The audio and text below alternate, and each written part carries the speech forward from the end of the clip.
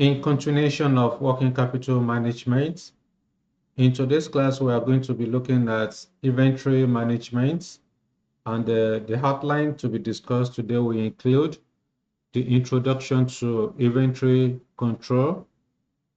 We are going to talk about the objectives of inventory control, reason for keeping inventory, the underlying inventory costs.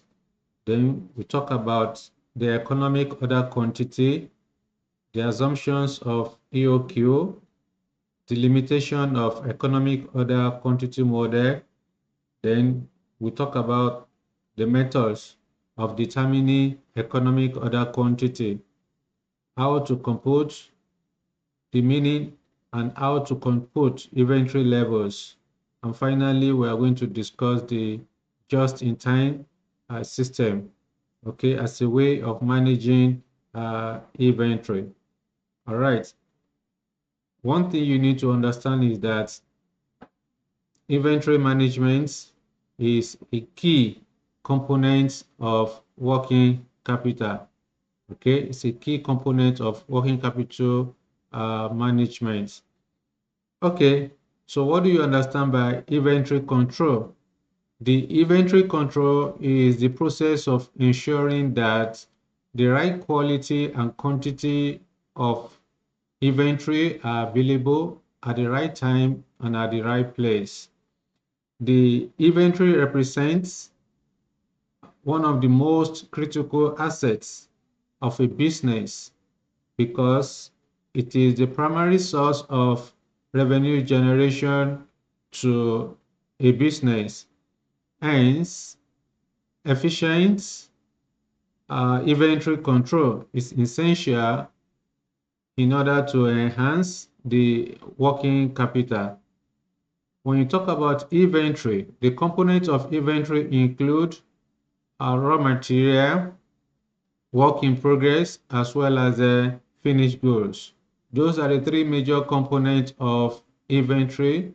And then what we want to ensure is to guarantee that adequate inventory level is available to meet regular demand. Therefore, what are the key objectives of inventory control? Okay.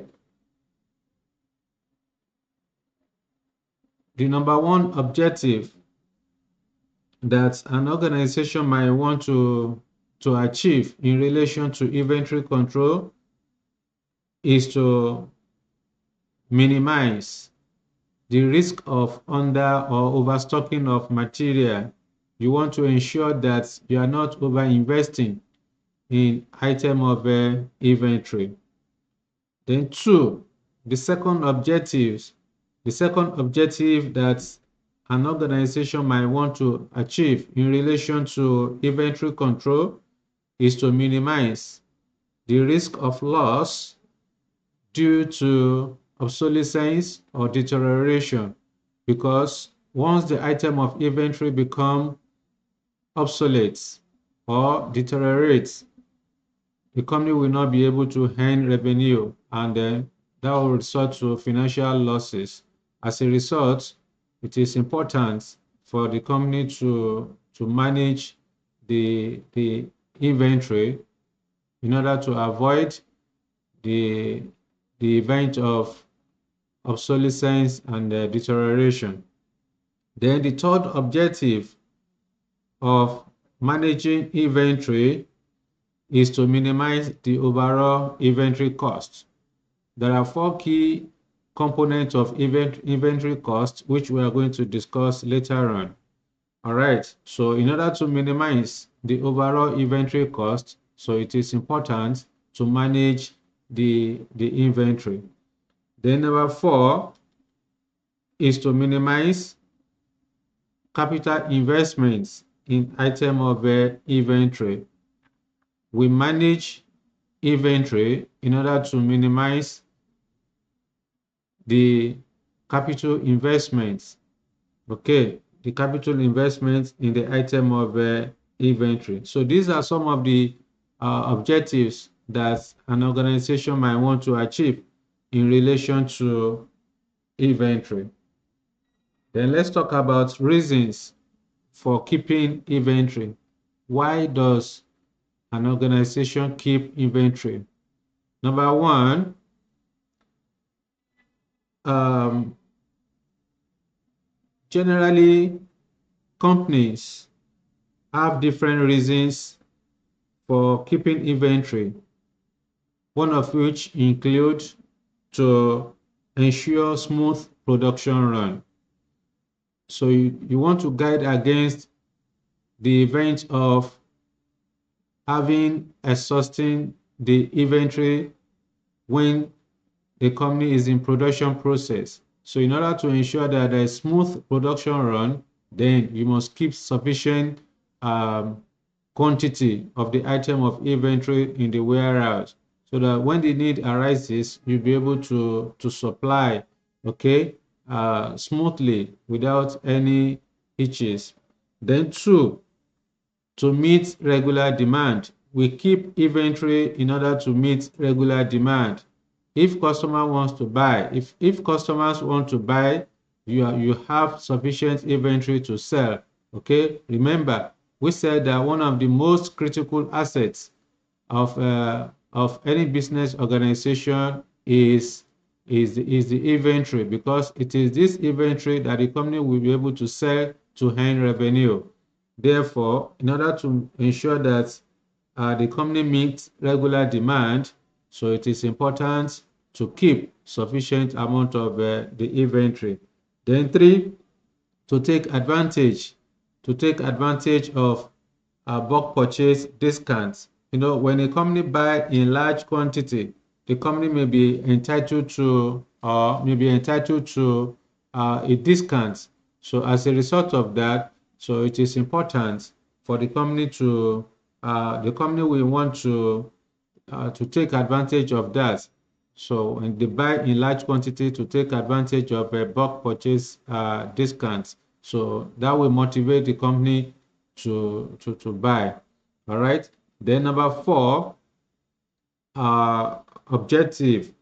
Number four reason for holding inventory is to even out seasonal variation in demand. Okay, seasonal variation in demand of the products. Okay, you want to ensure that when you talk about seasonality, there are some periods in the year when customers buy more of a company's product, especially during the festive period.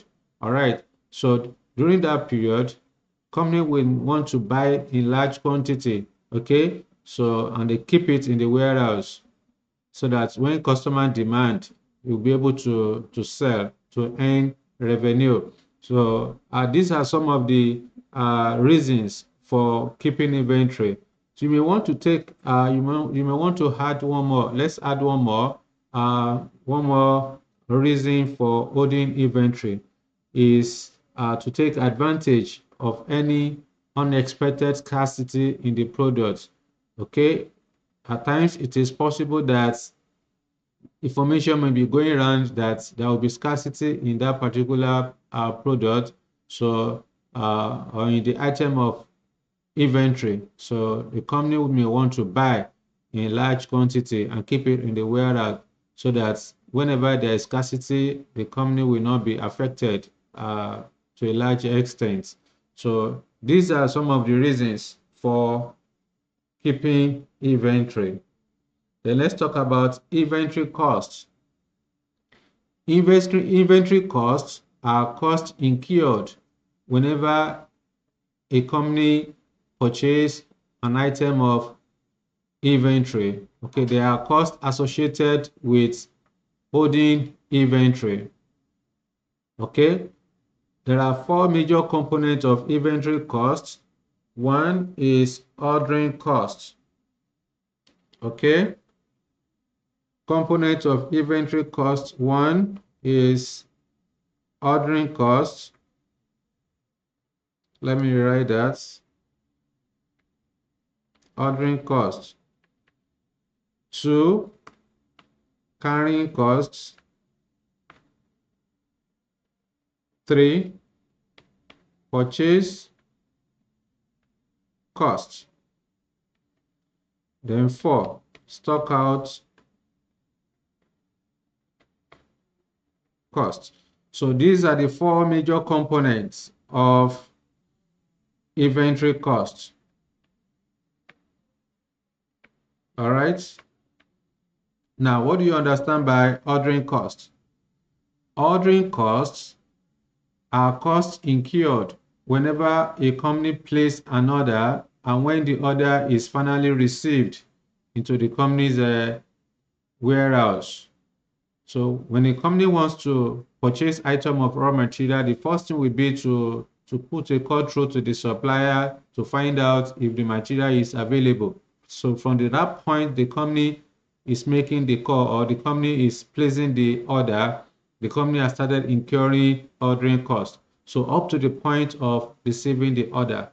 So any cost the company will incur from placing an order and when the company finally receives the order is what is known as ordering cost. Examples of ordering cost include communication cost, like for telephone cost, okay?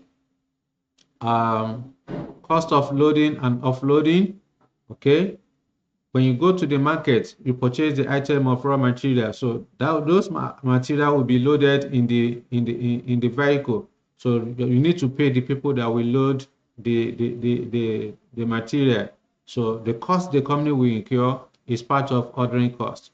When the goods are when the goods reach the company's factory, you need to offload it into the warehouse. So the cost of offloading it is part of ordering cost. Not only that, the cost of raising purchase requisition, all right? That is the staff cost that will be incurred, all right, is part of ordering cost. So these are some of the examples of ordering cost. So let's talk about carrying cost. Carrying costs are costs incurred whenever an item of inventory is stored in the warehouse. When you keep an item of inventory in the warehouse or in the store, it means that the company has started incurring carrying cost. Carrying cost is also known as stock holding cost. However, the carrying cost is a function of purchase price per unit. That is, carrying cost is directly related to purchase price per unit. The reason why I'm saying this is that at times you may not be given the carrying cost. If you are writing an exam and you are not given the carrying cost in value, of course, the carrying cost will be given to you in percentage. So you may not be told the percentage of purchase price, but just note that whenever you are given carrying cost in percentage, then it should be applied on the purchase price per unit because carrying cost is directly related to purchase price per unit. So what are the examples of carrying costs? We say carrying costs are costs incurred whenever item of inventory is stored in the warehouse. Whenever a company keeps inventories in the warehouse, then the company will start incurring carrying costs. Number one example of carrying costs is the rent of the warehouse. Okay, the company will need to pay rent for the warehouse where the items will be kept. Then, of course, the cost of running the warehouse, the maintenance cost. Maybe you want to repair something or you want to paint the warehouse, so the cost the company will incur is part of carrying cost. Again, periodically auditors will come to review the item of inventory kept in the warehouse. So the cost of the audit fee that the company will pay is part of the carrying cost. Not only that, depending on the nature of the item of inventory, the inventory may also need to be insured. Therefore, the insurance premium that the company will pay is part of carrying cost. The cost of obsolescence and deterioration. When the item becomes obsolete or deteriorates, to resort to financial losses. So as a result of that, so obsolescence and deterioration is part of the cost of holding the inventory. Not only that, there may be damages and privileges. Okay, there may be damages and privileges. So when that happens, it will result to financial loss. So as a result, that is part of carrying cost. Privileges is an act of stealing smaller items. You know, when you go to a supermarket, because they sell most of the goods that they sell in the supermarket are very small in size, are smaller in size, so it can easily be stolen. So once those items are stolen, once one or two of those items are stolen, it will result to financial loss to the company. So these are some of the examples of carrying cost. Then we talk about purchase cost. Okay, we talk about purchase cost. Purchase cost and actual cost incurred in buying the item of inventory. So the purchase price per unit is constant, it doesn't change.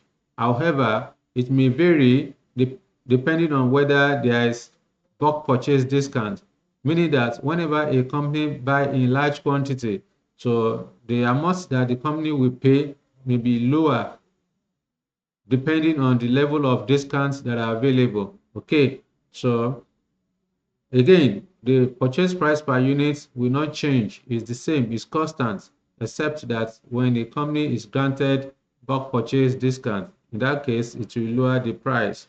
All right. So purchase cost is the actual cost incurred in buying the item of inventory. Then the last one is the stock out cost. The stock out costs are costs incurred whenever a company does not have an item of inventory. They represent stock out cost represent the opportunity cost incurred. Okay, the opportunity cost of not having a stock when there is effective demand. Customers want to buy your product, but you don't have again. So it will result to losses because you are unable to take advantage of that opportunity. All right. So what are the examples of stock out cost? Number one example is loss of revenue because you don't have stock to sell to the customer, so you are losing revenue. All right. Okay. Number two, loss of goodwill. If it's a persistent thing that every now and then the company is always stock out, so the reputation of the company may be damaged as a result of that. Then three, loss of qualified staff. All right. So your qualified staff may leave qualified staff may leave the organization if if it's a persistent thing that every now and then the company is stock out and can become embarrassing. So as a result, the company may lose qualified staff for that purpose. Not only that, the company can also lose trade secrets to the competitor. All right, loss of trade secrecy to the competitor due to loss of qualified staff. So these are some of the examples of stock out costs. Okay, now let's move to economic order quantity. Let's talk about economic order quantity. The economic order quantity represents the level of activity at which the total cost of inventory is at a minimum. Okay? Economic order quantity, EOQ. Like I said, the EOQ represents the level of activity at which the total cost of inventory is at a minimum. Graphically, if I want to define or explain economic order quantity using a graph, okay, using a graph. So we said that the economic order quantity is the point at which, or activity level at which the total cost of inventory is at a minimum. Okay, it is the point at which the total ordering cost and the total carrying cost is at a minimum, or where the total ordering cost and total carrying cost equates. Okay, this represents the ordering cost. This represents the carrying cost. Okay, CO. Carrying cost is CC. Let me write this one. So ordering cost, CO, then total costs. Okay, this is total cost. So the point at which the total cost is at a minimum, that is the ordering cost. And that is where this is the EOQ. That's the EOQ where the total cost is at a minimum. That's the economic order quantity. Okay, that's the economic order quantity. This is the cost. This is the quantity. Okay. All right. So that is that graphically. Graphically, we said that economic order quantity is the point where total cost of inventory is at a minimum or where total ordering cost and total carrying cost equate. All right.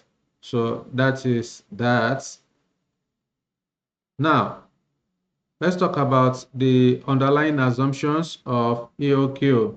Let's talk about the underlying assumptions of EOQ. There are about 5 or 6 assumptions of EOQ. Okay? Assumptions of economic order quantity. So like I said, there are about 5 key assumptions of EOQ. Number 1 is that annual demand is known and constant. Okay? Is known and constant. Number 2, purchase price. Purchase price is known and constant. Number 3, ordering cost is known and constant. Then number 4, carrying cost is known and constant. Number 5, replenishment is instantaneous. Replenishment, okay, is immediate, instantaneous. Then number 6, stock out is not permitted. Okay, so these are some of the underlying assumptions of the economic order quantity. Now, one thing you need to know is that most of all these assumptions are not realistic in practice. So that will take us to the problem of the economic order quantity model. What are the problems, the underlying problems of economic order quantity? One problem of economic order quantity, the major problem of the economic order quantity is inherent in the assumptions of the EOQ. Okay, because in practice there are limitations associated with applying the EOQ model to business solutions. Okay, so like I said, most of these limitations of EOQ are inherent in the underlying assumptions of the EOQ model. For example, okay, the assumption that annual demand is known and constant, okay, the assumption that annual demand is known and constant does not have practical effects, because the prevailing market condition can impair the ability of a company to achieve the desired demand. So to say that annual demand is known and constant is not realistic. It's not a realistic assumption. All right, because market condition can prevent the company from achieving its goal in relation to demand. All right. The number two limitation is the fact that the assumption which states that purchase price, ordering cost, and carrying cost are known and constant. These costs may be extremely difficult to obtain. In addition, inflation may constantly vary the prices. Therefore, to assume that purchase price, ordering cost, and carrying cost are known and constant is not realistic. It is not a realistic assumption at all. It's not a realistic assumption. It is only in paper. It is only on paper that you talk about the fact that ordering cost is known and constant. Carrying cost is known and constant, purchase price is known and constant. In reality, it doesn't work like that. Then the number three problem associated with EOQ is the fact that, EOQ model assume that replenishment is instantaneous. That is, when you want to, once the item of inventory has been exhausted, immediately you replace it. So that's an assumption. This assumption will be difficult to achieve without a guaranteed minimum stock level and lead time. So if a company does not have guaranteed minimum level and the lead time, then of course it may resort to stock out. It may resort to stock out. So this is because occasionally there may be delay. Okay, there may be delay on the part of the supplier due to unforeseen circumstances, which may extend the lead time beyond the expected period. So these are some of the underlying the inherent limitation of EOQ. So at this point, let's talk about methods of determining EOQ. Okay, basically there are two methods of calculating economic order quantity. Okay, we have number one, the algebraic method, which is a formula. Okay, methods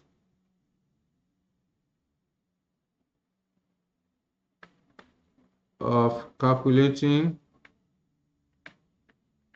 EOQ. So there are two. One is algebraic method, then two, tabular method. I've already shown you the tabular method, which of course is the graph you have here. This is the graphical method of determining EOQ. All right. Then the algebraic method, the formula.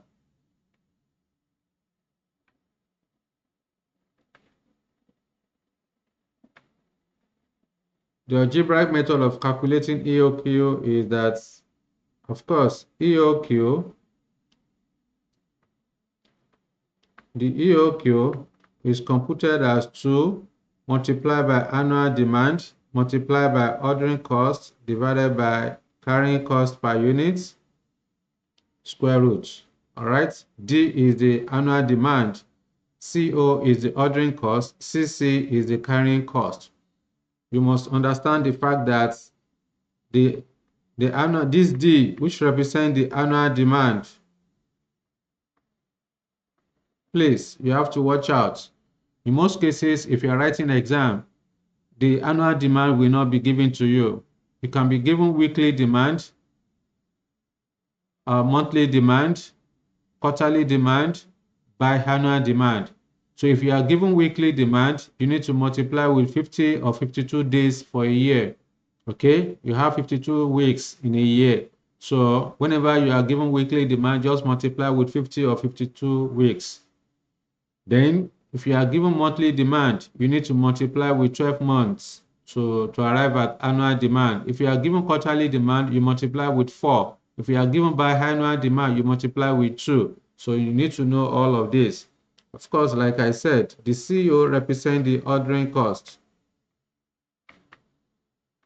Okay, then the CC represents the carrying cost or stock holding cost.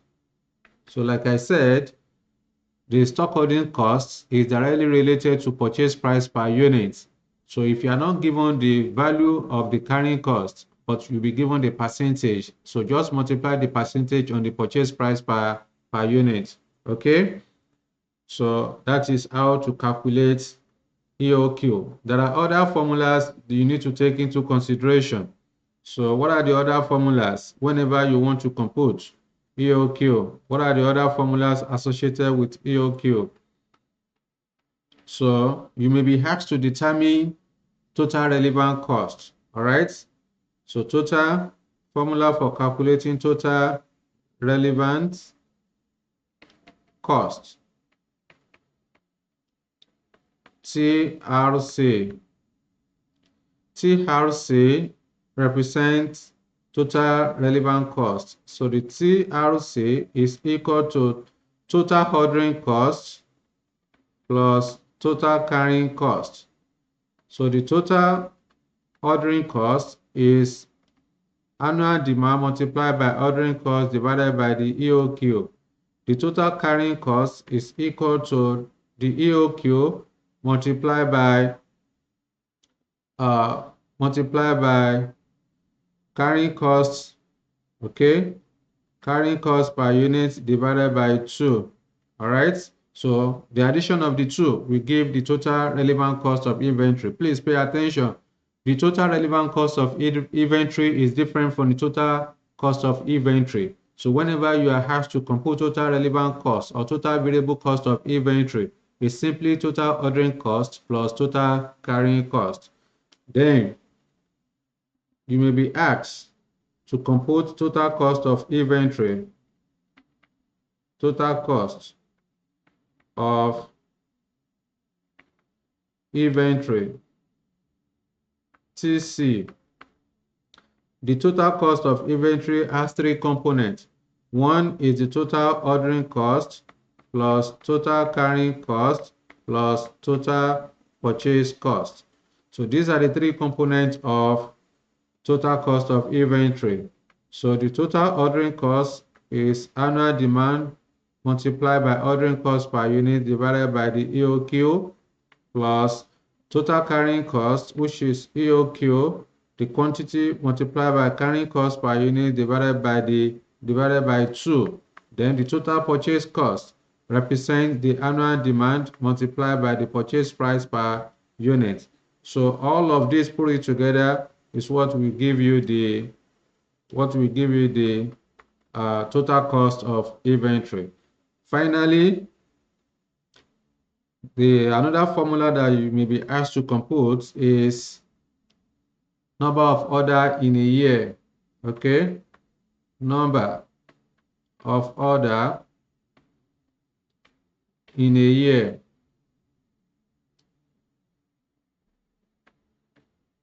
Okay, so N double O.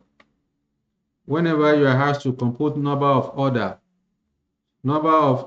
is computed as annual demand divided by quantity, EOQ.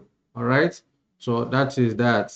These are the relevant formulas that you need whenever you want to compute economic order quantity.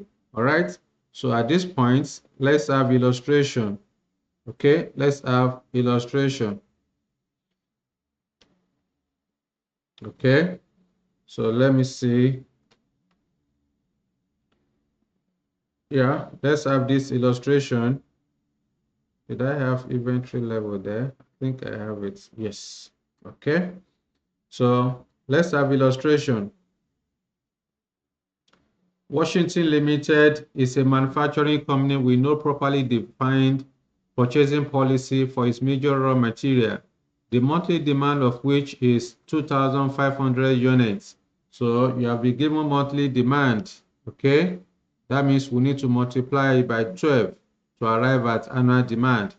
You have been recruited as the management accountant and you have been informed by the purchasing manager that the purchasing cost of material for a month's consumption is 25,000 naira and that annual carrying cost per unit is 10% of the cost of the material, while the ordering cost is 600 naira. Okay, ordering cost is 600 naira, carrying cost is 10%. It's 10% of purchase price per unit. The purchase price per unit we don't know. All right. So you are required to calculate the economic order quantity, total relevant cost of ordering and holding the raw material for a year, the total cost, total stock cost per annum, and the number of ordering cycle in a year. B. Assuming the supplier of this major raw material is now willing to offer some discount on the following basis. All right, determine the optimal order size. So this is the question. So we want to calculate the EOQ. So solution. All right, the name of the company is Washington.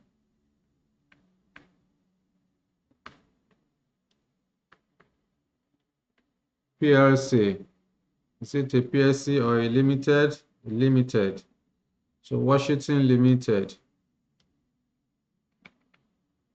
So the first requirement says that we should calculate EOQ. Requirement number 1, calculating economic order quantity. And we said EOQ is computed as square root of 2 multiplied by annual demand multiplied by ordering cost divided by carrying cost per unit. Excuse me, equal 2 multiplied by, we need to go and determine annual demand from the question. So we have been given the monthly demand of 2,500 units. So monthly demand is not the same thing as annual demand. Therefore, we need to multiply with 12 months. Therefore, I would then say 2,500 multiplied by 12 months. Okay, then multiply by ordering cost. According to the question, ordering cost is 600 naira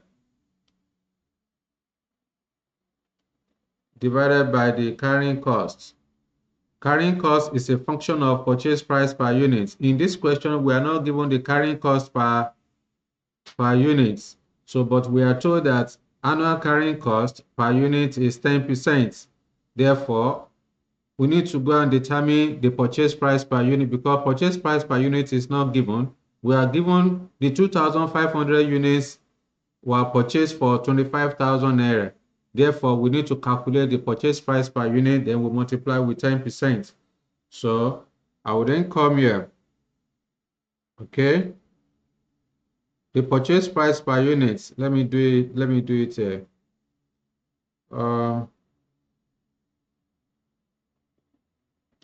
Purchase price per unit, okay, is equal to the total purchase cost of 25,000 naira. Let me write that. Okay, so divided by the unit purchased, 2,500 units were purchased for a period of 1 month. Therefore, the purchase price per unit is equal to 25,000 divided by 2,500, that's 10 naira.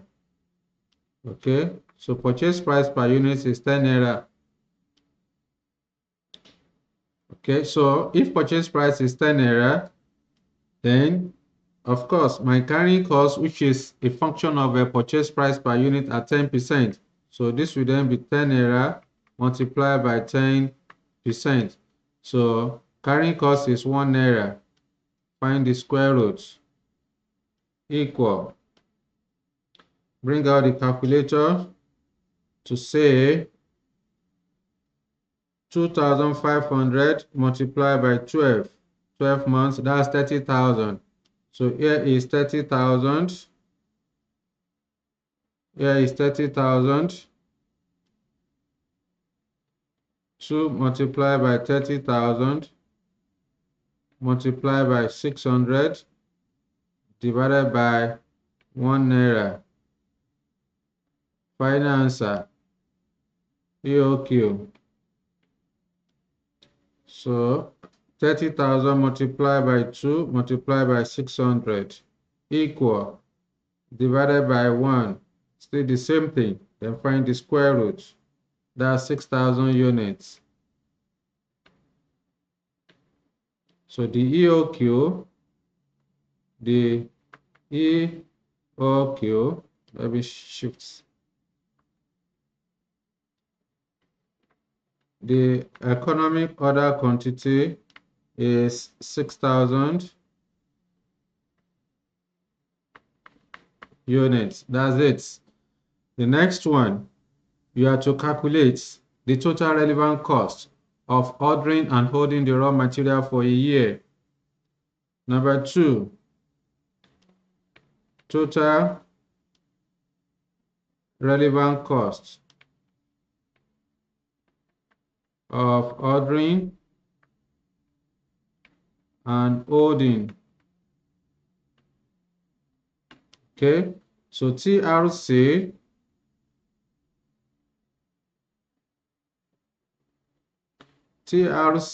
total relevant cost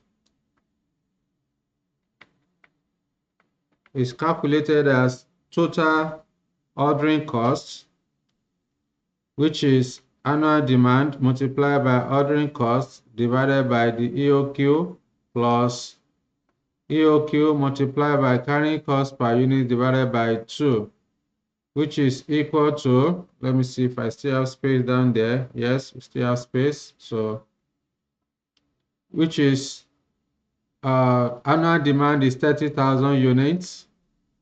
Ordering cost is 600 naira plus, of course, this divided by 6,000. Our EOQ is 6,000. Carrying cost is EOQ is 6,000 multiplied by carrying cost of 1 naira divided by 2. This is equal to 30,000 multiplied by 600 divided by 6,000 EOQ equal to 3,000 plus 6,000 divided by 2, 3,000. Therefore, the total relevant cost is equal to 6,000 naira.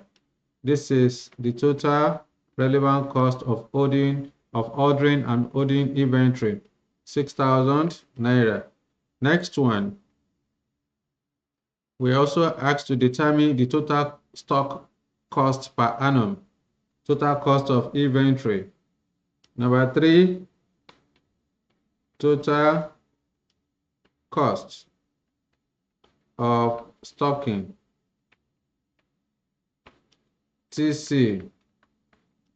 So TC is calculated as annual demand multiplied by ordering cost divided by the EOQ plus EOQ multiplied by carrying cost divided by 2 plus annual demand multiplied by purchase price per unit.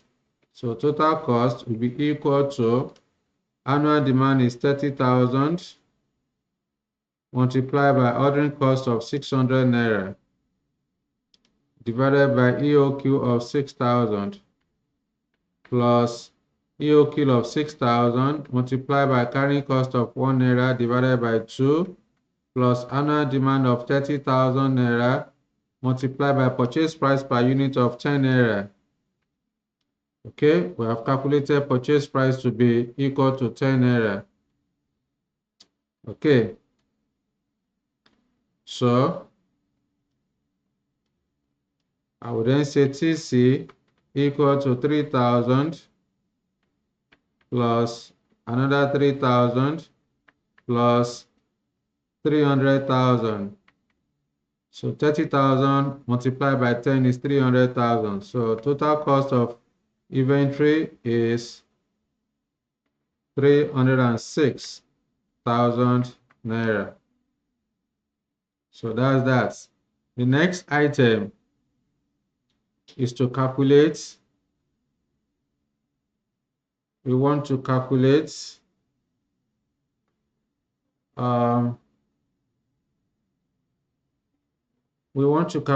number of ordering cycle in a year, number of ordering cycle in a year, number of order.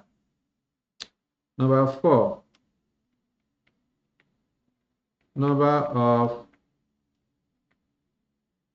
ordering cycle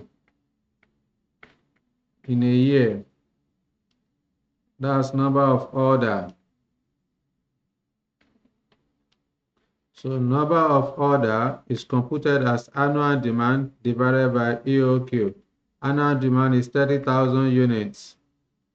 EOQ is 6,000. Therefore, number of order is 30,000 divided by 6,000. That's 5 times. Okay, 5 times.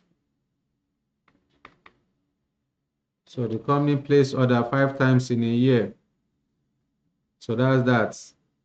Next one, the number B, we are done with A. The number B of the question, you have to determine the optimal order size given some level of quantity discount. Therefore, when you are given quantity discounts and you want to determine the optimal order size, the optimal order size is the size of the inventory, is the quantity that will minimize the total cost of inventory, or that will minimize the total relevant cost of inventory, depending on what you want to compute for. However, in this particular question, you have been given the quantity discounts. The first thing you need to do is to adjust for purchase price and the carrying cost, all right, before you determine the optimal order size. So quickly, we need to adjust for purchase price given the level of a discount. So first thing first, we create a column for quantity, the discounts, okay, discounts, then purchase price.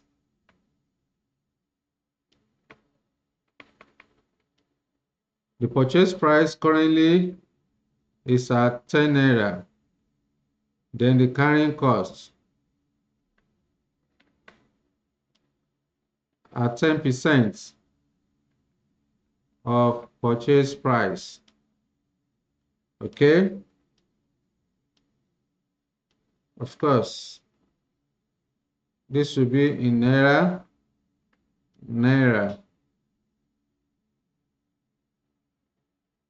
So the quantity we want to purchase between 3,000 to 499. So 3,000, 5,000, 10,000, then 15,000.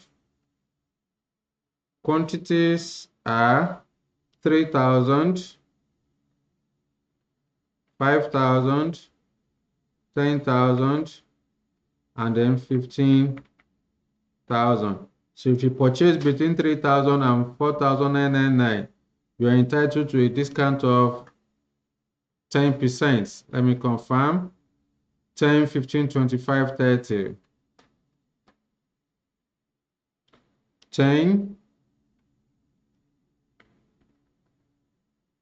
15, 25%, then 30. So the current purchase price per unit is 10 naira.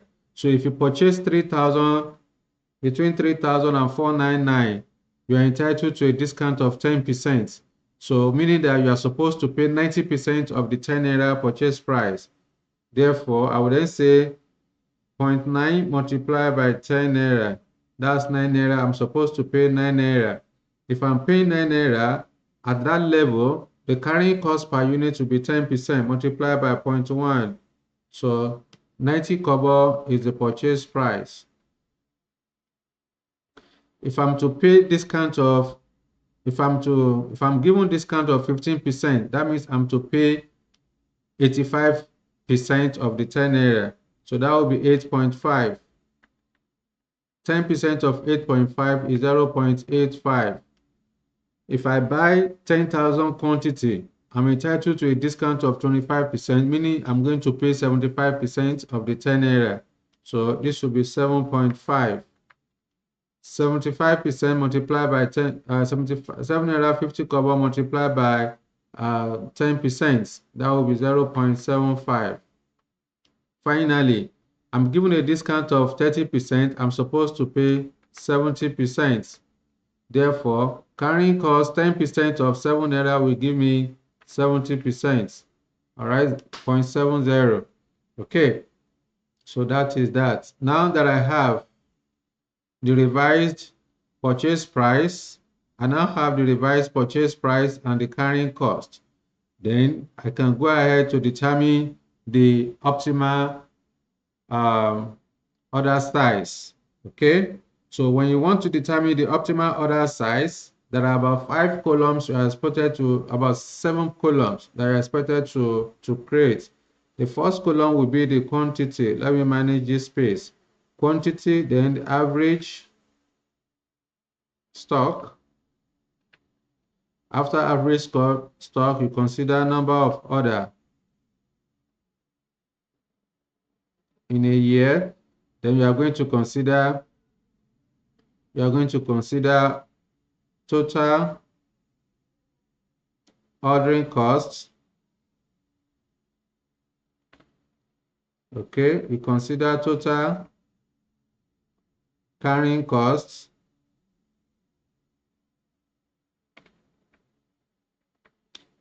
This space is too much. Total ordering costs.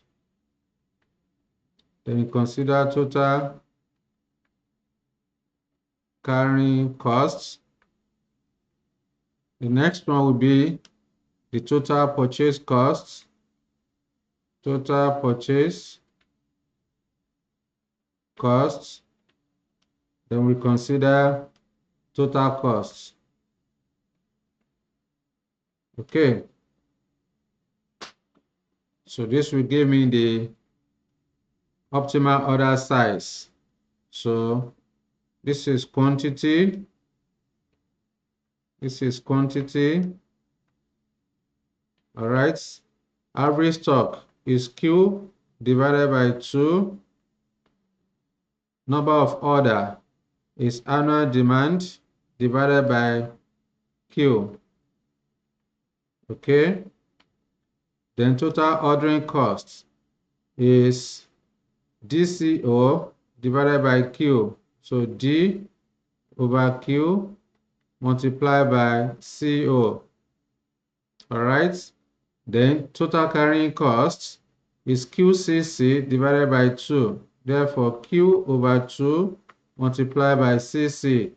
The total purchase cost is annual demand multiplied by purchase price per unit. Okay. Then the total cost will then be equal to total ordering cost plus total carrying cost plus total purchase cost. So TOC plus total carrying cost plus total purchase cost. All right. So this will be in naira, naira, naira, and then naira. So we have quantity of 3,000, 5,000, 10,000, then 15,000. If you like, you can include the the EOQ of 6,000. All right. So Q 3,000 divided by 2 will give us 1,500. 2,500. 10,000 divided by 2 will give us 5,000. Then 15,000 divided by 2 will give us 75. The number of order, which is annual demand divided by Q. Annual demand is 30,000 divided by Q of 3,000. That's 10 times. Okay, 10 times. Again, annual demand of 30,000 divided by quantity of 5,000. Excuse me. 30,000 divided by 5,000. That should be 6 times. 30,000 divided by 10,000 3 times. 30,000 divided by 15,000 2 times. Then the next thing is total ordering cost. Total ordering cost is annual demand divided by the quantity multiplied by ordering cost. Ordering cost is 600 naira. Therefore, I would then say I've already calculated D over Q, which is number of order. Therefore, 10 multiplied by ordering cost of 600, that's 6,000 naira. Again, 6 multiplied by 600 naira will give us 3,600. 3 multiplied by 600 naira ordering cost will give us 1,800. 600 naira multiplied by 2 will give us 1,200. So that represents the total ordering cost. Then total carrying cost, which is quantity multiplied by carrying cost per unit divided by 2. So all I need to do is to just multiply the revised carrying cost per unit with the average stock. We've already calculated the revised ordering costs, carrying costs. These are the new carrying costs. Therefore, I would then say 0.9. Okay, so D over Q, Q over 2 rather, is 1,500. That's the average stock. So 1,500 for the first one multiplied by the ordering costs, the carrying costs at 3,000 is 0.9. So multiply by 0.9 equal to 1,350. Here is 1,350. Then the next one, the next ordering cost is 0.85, 85 kobo. So 85 kobo multiplied by 2,500. 2,500 multiplied by 0.85 equal to 2,125. 2,125. The next one is 5,000 multiplied by 0.75. That's 3,750. Here is 3,750. And the last one, 7,500. 7,500 multiplied by 0.7. That's 5,250. Here is 5,250. Then we need to determine the purchase cost, the total purchase price. The total purchase cost will then be equal to annual demand of 30,000, okay, multiplied by the revised purchase cost per unit. Remember, revised purchase price per unit is now 9 naira for the first quantity. Therefore, 30,000 at 3,000 quantity. So annual demand of 30,000 multiplied by 9 naira. That's 270,000. Here is 270,000 at 5,000 quantity. 8.5. Therefore, 30,000 multiplied by 8.5 equal to 255,000. Then at 10,000 quantity, so 30,000 annual demand multiplied by 7.5 That's 225,000. Here is 225,000. Then finally at 15,000 quantity. So the new purchase price is 7 naira. Therefore 30,000 annual demand multiplied by 7 naira, that's 210,000. So to now get the total cost of inventory at each quantity level, so we need to add up the three numbers. So total ordering cost of 6,000 plus total carrying cost of 1,350 plus total purchase cost of 270,000. That's 277,350. 277,350. The next one, 3,600 plus 2,125 plus 255,000. 260,725. 260,725. The next one is 1,800. 1,800 plus 3,750 plus 225,000 equal to 230,550. Then 1,200 plus 5,250 plus 210,000. So 216,450.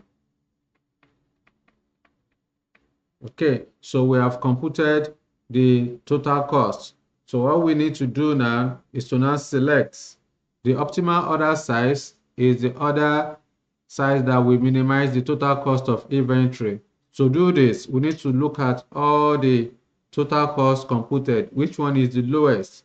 The lowest is 216,450. You trace it to the left, 15,000 quantity. Therefore, you then say the optimal order size, the optimal order size to minimize, or the optimal order size is 15,000 units, considering the lowest total cost of 216,450. Okay, so that is that. I think that's end of the question. That's end of the question. Let's check.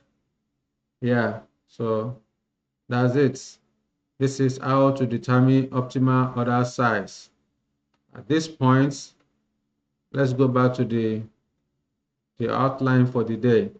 So the next thing we want to do now is to discuss inventory level. Let's talk about inventory level. Okay. So let's talk about inventory level. Basically, there are about 3 or 4 inventory level within an organization. We have maximum stock level, minimum stock level, reorder level, and then average stock level. Of course, you may also be asked to determine the stock turnover rate. Therefore, what do you understand by inventory level? The inventory level represents the different levels of stock which are required for efficient and effective control of materials, as well as to avoid over and understocking of materials. So the main purpose of material control is to maintain the inventory of raw material as low as possible, and at the same time that they may be available as and when required. So it is important to avoid over and understocking of material. So at this stage, for this purpose, the storekeeper may need to fix the inventory level as and when due in order to ensure that there is no over or understocking of material. Like I said, there are about 5 or 4 different levels of inventory. Okay, the first one is maximum stock level. The maximum stock level is the level above which stock should not be allowed to go beyond. Otherwise, the company may be over-investing in item of inventory. So once you have set the maximum stock level, you are not expected to go above it. If the company tries to do that, to go above the maximum stock level, then there will be over-investment in the item of inventory. So it is the amount of inventory which should not be exceeded at any time. What are the factors to be considered when fixing the maximum stock level? Number one factor is the amount of capital available. Okay, the higher the capital available, the higher the stock level that should be kept, because the more material that will be bought with the capital and vice versa. The second factor to be considered is the reliability of the supplier. Okay, if the supplier is not reliable, then you need to set your maximum stock level as high as possible, so that in order to avoid any disappointment from the supplier. Then number 3, risk of price fluctuation. So if the price is going up and down, there is gyration in the price of the material. So at this point, in order to avoid that, you need to purchase a large quantity. Then you increase your maximum stock level as high as possible to to maintain the balance in fluctuation in prices. Then number 4, factor to consider when fixing maximum stock level is the availability of storage space. The larger the storage space, the larger the maximum and the larger the material that will be stored, and the high the maximum stock level to be kept. But if the if the storage space is small, then the lower the maximum stock level should not be high, should be as reasonable as possible. Okay, the bottom line is that the storage space is maximum stock level is a function of availability of storage space. Then, of course, we also need to consider the warehouse rents. The bigger the warehouse, the bigger the rent that the company will pay, and vice versa. Okay, then we talk about carrying costs. Remember, carrying costs are costs incurred whenever item of inventory is kept in the warehouse. So the larger the quantity of the materials you have in the warehouse, the more carrying costs that you are going to incur, all things being equal. So these are some of the factors the company will need to consider when fixing the maximum stock level. How do you calculate maximum stock level? The maximum stock level can be computed as reorder level plus economic order quantity minus minimum usage multiplied by minimum lead time. Okay, from January to December of the year, what is the minimum consumption of material? So you multiply that with minimum lead time. Then, of course, the order level plus EOQ minus the order in the formula. So that will give the maximum stock level. The next one we want to talk about is the minimum stock level. So the minimum stock level is the level below which stock should not be allowed to fall. It is also known as a safety stock. So it represents the minimum quantity of stock that should always be kept. All right. If the stock goes below this minimum level, there is possibility that the production may be interrupted due to shortage of material. So once you have set the minimum stock level, you should not go below it, because once you go below it, there will be disruption in the production process. All right. So there will not be smooth production run. That's the bottom line. What are the factors to consider when fixing the minimum stock level? Number one factor is the lead time. Remember, lead time is the time between when an order is placed and when the company finally receives the order. All right. So the time necessary to obtain delivery of new material is the lead time. When you place an order, and when you finally, the time between when you place the order and when you finally receive the order, that is the lead time. So you need to consider the lead time when fixing the minimum stock level. Then rate of consumption, all right, rate of consumption. If materials are consumed more frequently, then the minimum stock level should be reasonable, should be reasonably set in order to avoid stock out. Then number three, we need to consider the availability of substitute and reorder level. Then number four, factor to consider when fixing minimum stock level is the reliability of the supplier. Again, if the supplier is reliable, then your minimum stock level should be at the barest minimum. All right, should be as low as possible. But if you don't have a reliable supplier, then you need to have a substantial minimum stock level.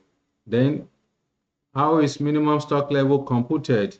The minimum stock level can be computed as reorder level minus average usage, average consumption multiplied by average lead time. So that is the formula for calculating the minimum stock level. So let's talk about reorder level. The reorder level is the point at which it is essential to initiate purchase requisition. It is the point at which stock on a particular item has diminished to a level where it needs to be replenished. This reorder level is the minimum amount of an item which a firm owes in stock, such that when stock falls to this amount, the item must be reordered. Okay, so the bottom line is that the reorder level is the point of inventory at which a new requisition must be raised. Once you have set the minimum, once you have set the reorder level, so once the item of inventory has reached that level, immediately you need to place a new order. That's the bottom line. So how do you compute the reorder level? Reorder level is computed as maximum usage multiplied by maximum lead time. Okay, so that will take us to the fourth order level, which is the average stock level. So the average stock level shows the average stock held by a firm. It is computed as maximum stock level plus minimum stock level divided by 2. So whenever you want to compute average stock level, is simply the maximum stock level plus minimum stock level divided by 2. Finally, let's talk about stock turnover level or stock turnover rate. The stock turnover level is the ratio that shows how many times a company's inventory is sold and replaced over a given period, usually a year. So it is the number of times in a year the inventory must be replaced. Okay? All right. So it is one of the mostly used ratio in inventory management, as it reflects the overall efficiency of the supply chain from supplier to customer. How do you compute the stock turnover level? The stock turnover level is computed as total material consumed in a year divided by average stock level. So these are the inventory levels you need to take into consideration. The bottom line is that company must set the inventory level. Okay, you have the maximum stock level, you have the minimum stock level, you have the reorder level, okay, and you also have the average stock level. So all these levels must be set within an organization. Remember what we said, that the maximum stock level, once the company has set the maximum stock level, stock should not be allowed to go above it. Once the minimum stock level has been set, then the inventory should not be allowed to fall below it. The other level is the level of inventory at which a new requisition must be raised. Then average stock level represents the maximum stock level plus minimum stock level divided by 2. So at this point, let's have illustration. Let's have illustration to demonstrate that. Okay. Yes. Ikeja Limited manufactures hand wash and distributes its products across major markets in Nigeria. Currently, the company does not operate inventory level system. Recently, the managing director of Ikeja Limited attended a seminar on how to implement inventory level system organized by the Lagos Chamber of Commerce and Industry. To implement the lessons learned, the managing director informed the management accountant to prepare a test run of inventory levels from the data generated by the company from the year 2022 report as shown in the table below. Okay, so we are given the month's consumption for, okay, then the delivery period from supplier. So you are required to calculate 1, reorder level, 2, maximum stock level, 3, minimum stock level, 4, average stock level, then 5, stock turnover rate. So the name of this company is Ikeja Limited. Solution: Ikeja Limited. Number 1, we want to calculate reorder level. Okay. So reorder level is computed as maximum usage. Let's go back to the question. Did the examiner use usage or consumption? So consumption is used. So maximum consumption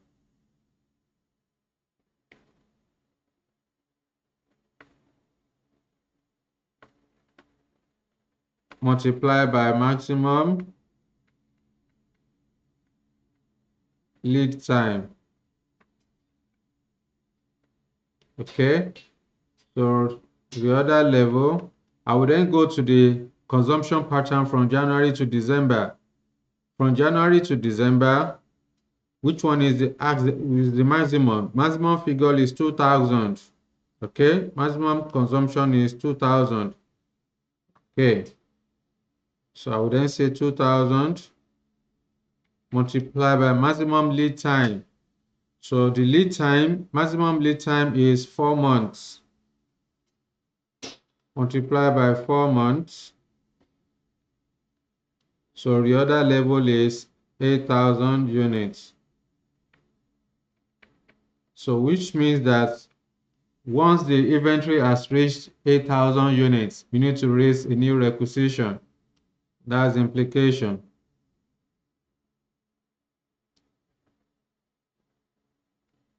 Then number 2, we are to determine maximum stock level. Maximum stock level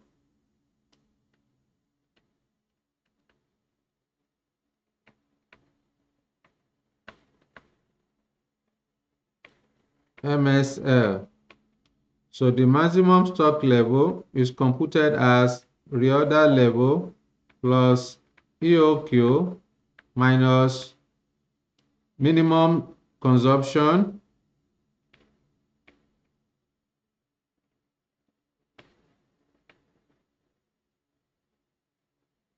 multiplied by minimum lead time. Okay, so that will give the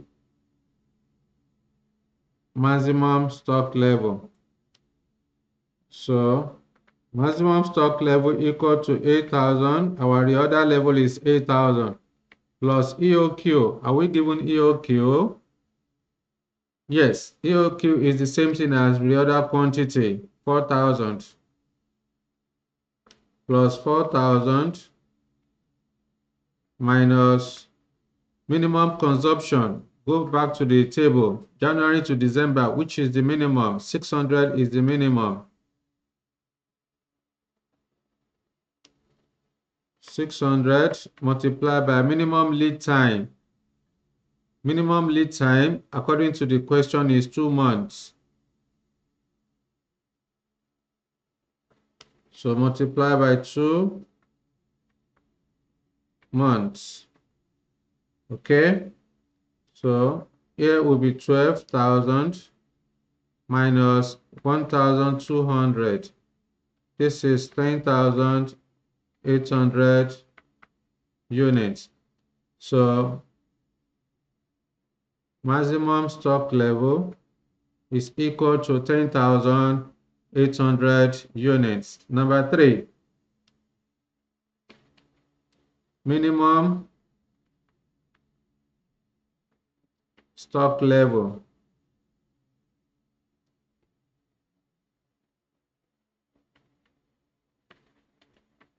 Okay, minimum stock level will be computed as reorder level minus average consumption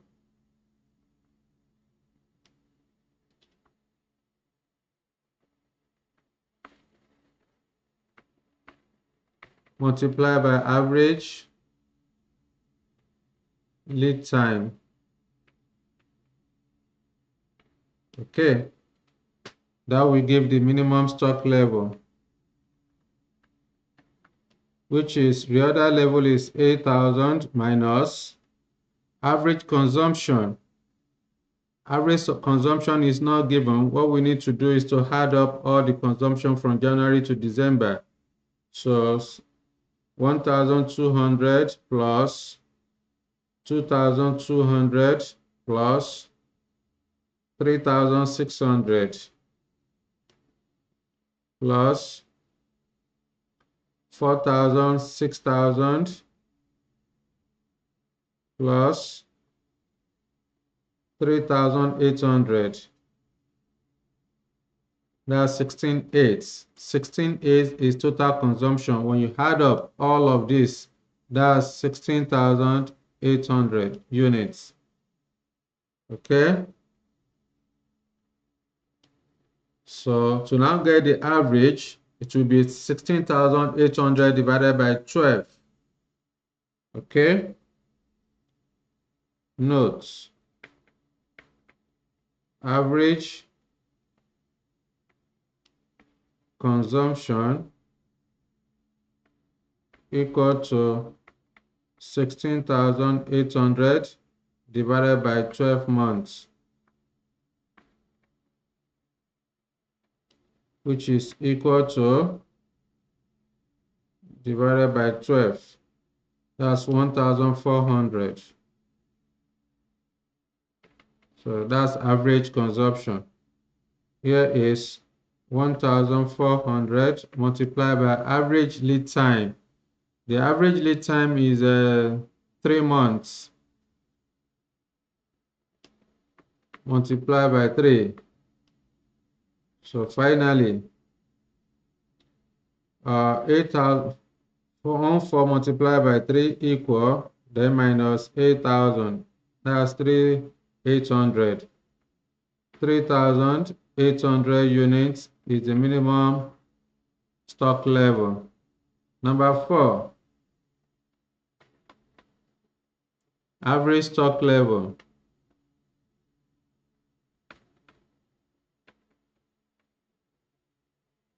So average stock level represents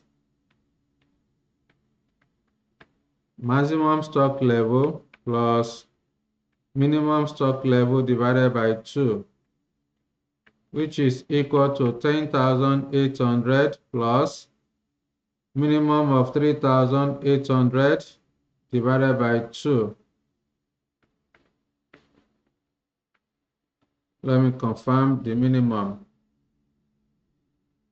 Where is the 3 coming from? Okay.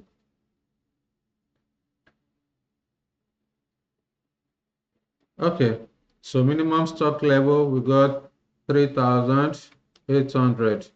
Maximum stock level is 10,800. So that's 14,600. 10,800 plus 3,800 equal, then divided by 2. 7,300 units. 7,300 units represent the average stock level. The number 5, we have to calculate stock turnover rates. Stock turnover rates. So the stock turnover rates represent total consumption, stock turnover rates, STR. So STR is calculated as total consumption in a year, total material consumed in a year over average stock level.